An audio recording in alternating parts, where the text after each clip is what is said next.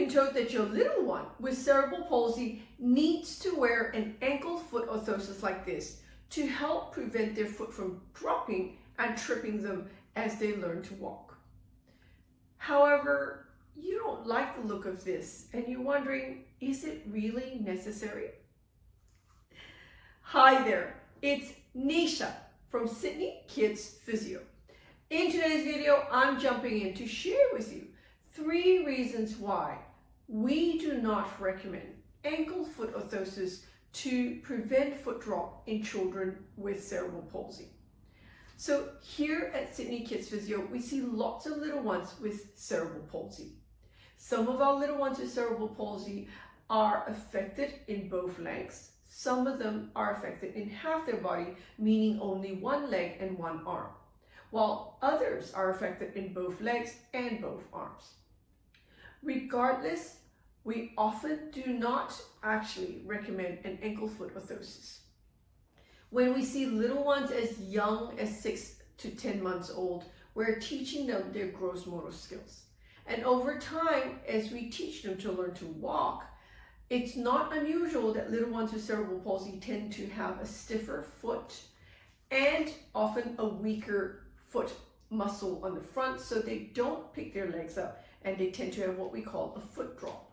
So you might find that your child is walking and they tend to trip on their toes because they're not picking their toes up and heels striking.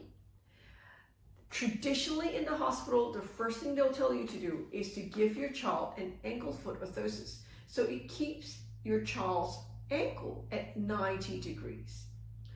Now, 3 reasons why we don't recommend this is simply because, 1, it actually impedes your child's functional movement. So if we've been seeing a little one and teaching them to learn to crawl, to move to sitting, to move in and out of sitting, to crawl, to then pull to stand, and to squat to come back down, then you'll see that a lot of this movement requires your ankle to be more than 90 degrees. So if they're squatting or they're crawling, their foot needs to bend. So little ones need that flexibility to move in and out of position.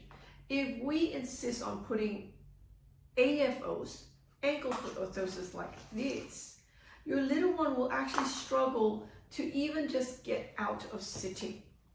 As a result, they feel really limited in their function because of this, and so we don't recommend it. We want them to be more functional. The second reason why we don't recommend this is when they put this on and they walk, you'll find them stomping away, and so it's a very stompy walking pattern. In reality, normal walking should be heel strike, foot flat, push off. And because they struggle to do that heel strike by lifting their foot up, they will find that learning that movement is hard. That said, we have other strategies, but if you put an ankle foot orthosis on them, they literally will not be able to do that movement. So they end up walking, stomping away. The third reason why we don't like these ankle foot orthosis is ultimately it's not dealing with the underlying issues of increased muscle tone in their calf muscles, which causes tight calf muscles, limiting that movement to go up. They're also not addressing with the weakness in that muscle in front to pull the foot up. Wearing an ankle foot orthosis literally ignores the underlying cause for your foot drop, and it will work in keeping you from tripping and falling.